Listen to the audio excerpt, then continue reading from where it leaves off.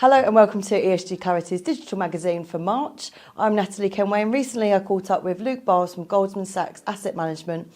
We talked all about the sustainable future for water and wise water management. I wanted to ask you about the sustainable water future. Why is it so important for us to direct capital towards this theme? Well, Natalie, look, to state the obvious, water is a fairly basic human need. Whether we're talking about drinking water or sanitation, we know that access to water is something that's going to be crucial to the longevity of the human race. Now, taking a step back and thinking as we go over the next couple of decades, we also know that the stresses on the water system are only going to get worse. We have global population that's likely to peak out at about 10 billion people inside the next 3 or 4 decades.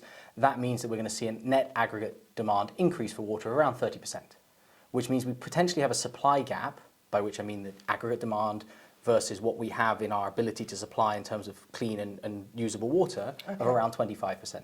So unless we find technologies, unless we find solutions that can help to improve that picture, it's going to be a major challenge. And what I'd add to that, just as one very simple point, is people often associate water for logical reasons with drinking water and sanitation, but it also has very significant parallels to food and agriculture.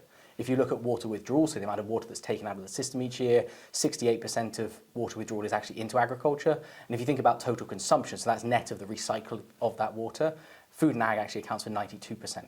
So unless we can think about new ways of securing our water future, investing capital in new technologies that can help with a lot of that desalination technology or water recycling technologies, actually there are going to be even greater stresses on the system than we're seeing even today. And what are the major challenges to this? I imagine climate change is having a massive impact. It absolutely is. So everything we've just said doesn't necessarily even reflect the significance of climate change and how that's putting even greater stress on the system. So if we think about just one very simple anecdotal example, take Lake Mead, which people will know is the reservoir largest in the US associated with the Hoover Dam.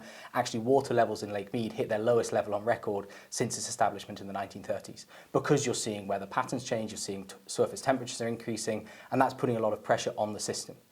So when we think about how we can solve for that, evidently there are technologies that we can develop and invest in that can help to improve the availability or the desalination or recycling of water, as we mentioned. But there's also very basic things. So let's take it closer to home and let's just think in the context of England and Wales, if we just took all the white water pipes that we have in our system, that would run around the equator of the Earth roughly 8 times.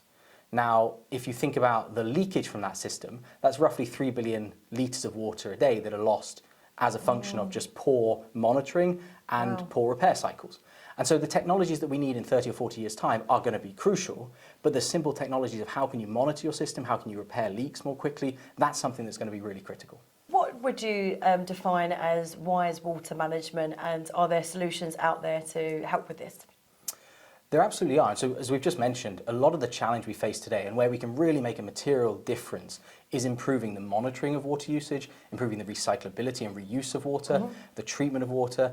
But it's basic things, as we said, like how do you fix and how do you know when there is a leak in some of your pipe networks? And so when we're investing in our portfolios and we're very much focused on broad environmental challenges and the solution providers to those challenges, we're investing in companies that are providing those monitoring systems, that are providing systems that can improve the efficiency of water usage in areas like agriculture. So it's about solving at source, solving efficiency and productivity of usage, and then thinking longer term around some of the technologies. So one of the earlier stage businesses that we've just invested in is also focused on improving the energy efficiency of desalination technology. So at the moment, desalination technology is a very thermal-based process, involves a lot of energy. Actually, what they're trying to do is push that towards a reverse osmosis process, which without going into the technical details, actually is a far lower energy process than what you currently have today. And so there's technologies you can think about on a 30-year basis. There's simple things we can do today, and in terms of improving the efficiency of our network, you do those concurrently and you invest in the solutions to those current challenges.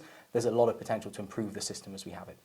Okay, fantastic. And how are you considering the just transition in your investments? Well, so I think part of what we do as an investor is we have to think long-term thematically around where is capital flowing, where is the investment opportunity, and that is, do you have unique, innovative technologies that can solve some of these issues, because there will be demand tailwinds that benefit those companies if they do. But then we also have to think the viability and justification of that business. So are they doing the right thing in their practice? And so that very much aligns to just transition, because we want to invest in businesses that not only solve the overarching challenge, but also doing the right thing in terms of their internal protocols and practices. But what I'd say, just holistically, taking one step back and thinking about water scarcity and sustainability as a theme in the context of the just transition, we should not be blind to the fact that a lot of the stresses that are being put on the system, especially around climate change and changing weather patterns and increasing surface temperatures, are being most felt in developing economies. So we take something like the Pakistani floods in the back end of last year. Not only is that an issue in terms of access to water for communities who have been effectively displaced by flooding, which again we've seen severe weather events increase in frequency and severity, but it's also then about the access to water post that event, because you have an issue then around sanitation and then in due course nutrition, because a lot of those systems have then broken as a function of that. So we have to think about the investment in the solutions. We also have to think about that long-term direction of capital flow to make sure these aren't just focused on developed market solutions, but also actually flowing back into a lot of the more needy communities in the developing world where actually you do have a lot of these stresses being felt today. That is so important. Glad to hear you addressing that. And also, we are in a period where investors are perhaps worrying about trickier markets, recessions. How can companies that are investing in sustainable water solutions perform in those kind of markets? How will they hold up well?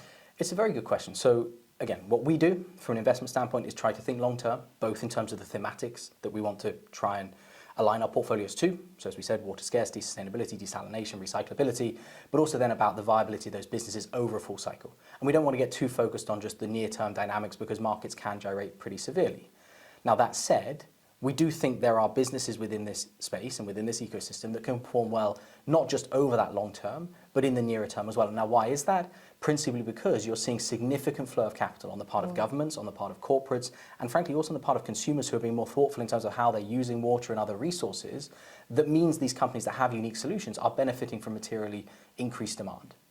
Now, 2022 was a tough year for any longer duration assets. So think of this as long-term growth equity. Clearly in an environment where inflation went up, interest rate expectations moved materially higher. And so the discounting of those future cash flows was a really significant challenge for a lot of these growth assets. But actually a lot of the names we invested in this space held up relatively well because people were looking through that near-term noise to the long-term opportunity.